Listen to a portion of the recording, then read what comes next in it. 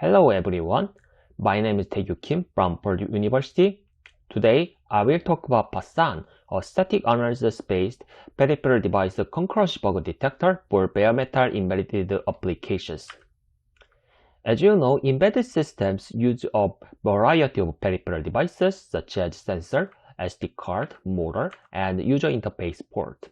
Those peripheral devices are attached to I/O ports such as UART, USB, and so on. Such I/O ports are mapped into memory space, which we call MMIOs. However, we have observed that peripheral devices have security issues caused by concurrency bugs. Let's start with the typical concurrency bug case. In this example, thread A and B update count variable in the figure.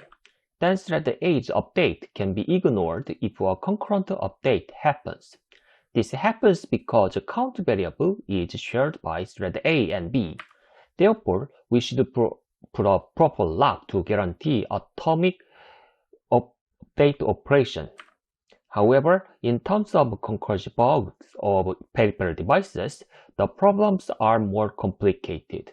Take a look at this simplified example. Here, thread A sets a writing address as 100 and tries to write password string. We call such sequential operations as a transaction. On the other hand, let's assume thread B tries to execute another transaction at the different address 500. Then, after P character is written at address 100, the rest of the characters will be written into address 500.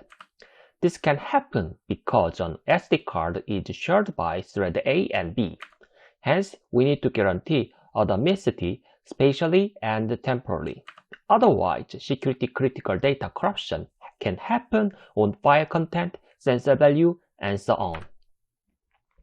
Let me first talk about what is the spatial atomicity. This is the example of UART attached to an embedded system board.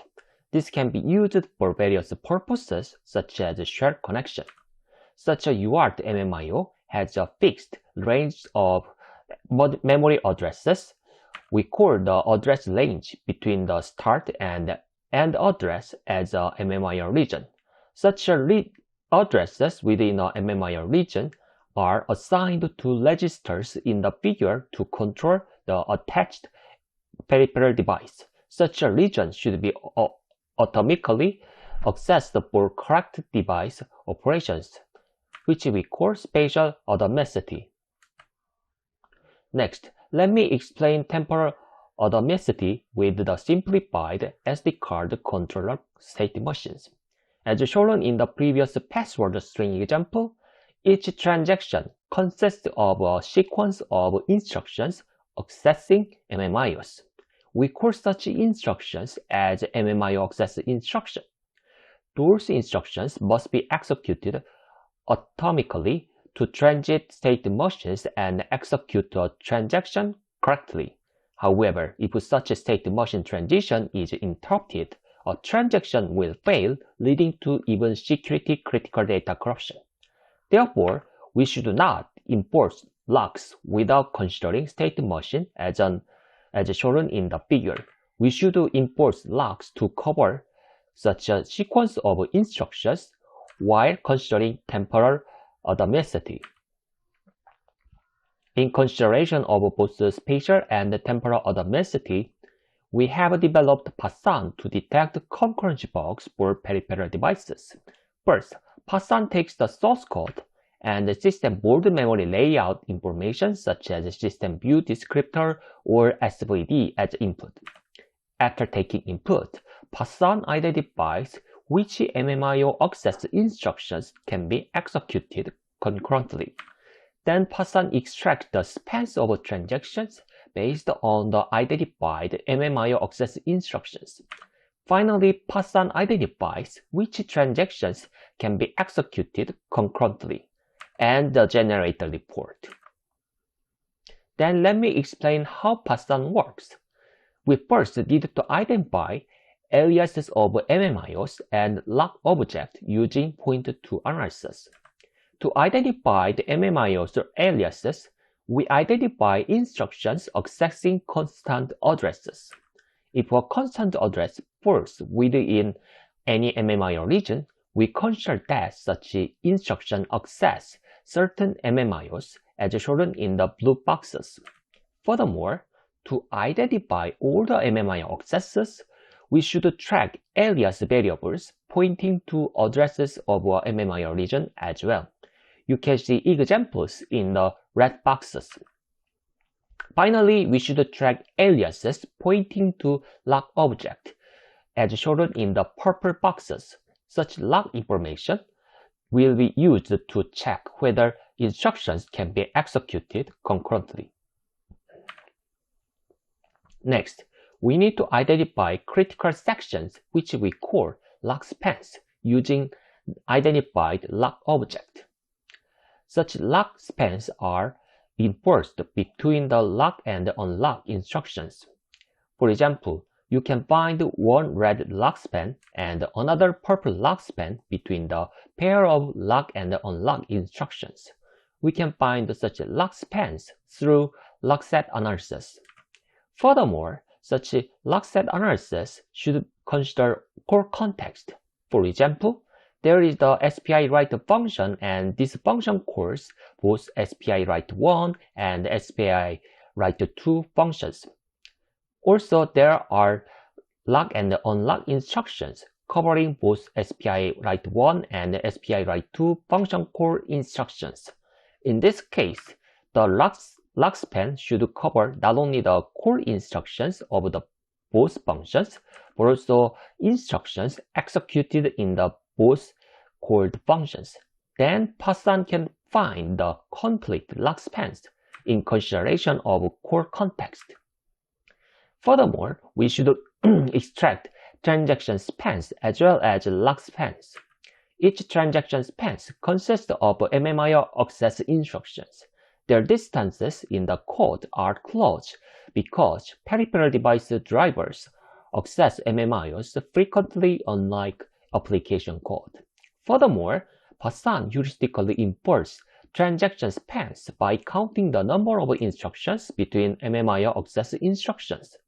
And if the number is smaller than the threshold value, we consider both MMIO access instructions are the part of a transaction. Meanwhile, we should consider some exceptions. For example, we observe that peripheral device should be in the wait state during an assigned job process.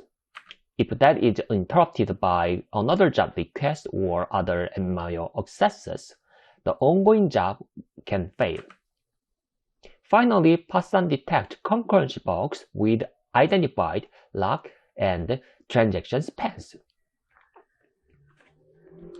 Let's assume that there is one transaction consisting of yellow and green MMIO access instructions. Then we show two examples of concurrency issues when two threads can execute this transaction. If both instructions of the transaction are protected by different lock objects, green and yellow instructions can be executed concurrently, which lead to the transaction failure. If lock objects are identical, fortunately, both green and yellow instructions cannot be executed concurrently. However, thread 1 and 2 can still execute the same transaction without executing yellow or green instructions at the same time. This also leads to the transaction failure as well. We note that this one happens if the lock objects are identical and the lock span covers each transaction. In our experiment, we have found 17 true bugs, although there are 19 false positive bugs or cases, and all of them have been reported and 8 cases has been confirmed by the developers. As a case study, let's assume that an SD card can be connected to a SPI port, and we found that lock's implementation was missing. Then SD card operations such as writing on a SD card do not work properly. As explained in our SD card example, if multiple threads need to perform some operations such as writing, security critical data can be corrupted or missing. Let's assume that thread B acts as a malicious user's thread, which frequently writes data concurrently. Then the security critical data such as user information or password can be corrupted even without the privilege to access the target data. For example, only a part of a password will be stored into address 100 and the others will be stored into address 500. If we properly put locks in consideration of a transaction, all data will be written correctly. Unfortunately, PASAN has several limitations which are caused by static analysis. For example, false positives and negatives can be introduced by inaccuracy of point-to analysis. Furthermore, some low-level individual interrupt, enable, or disable operations can cause incorrect result. Moreover, incorrectly inferred transaction spans can cause false positives and negatives. However, incorrect spans such as subset spans still are useful to detect bugs because existing work is not aware of transactions at all. In summary, concurrency bugs can threaten embedded system safety and security. To detect those bugs, we propose PASAN, a static analysis-based concurrency bug detector for peripheral devices. For that, the detection procedure should be transaction-aware in consideration of spatial and temporal atomicity. As a result, we have found 17 bugs in 7 embedded applications. This is the end of my talk. Thank you very much for your attention.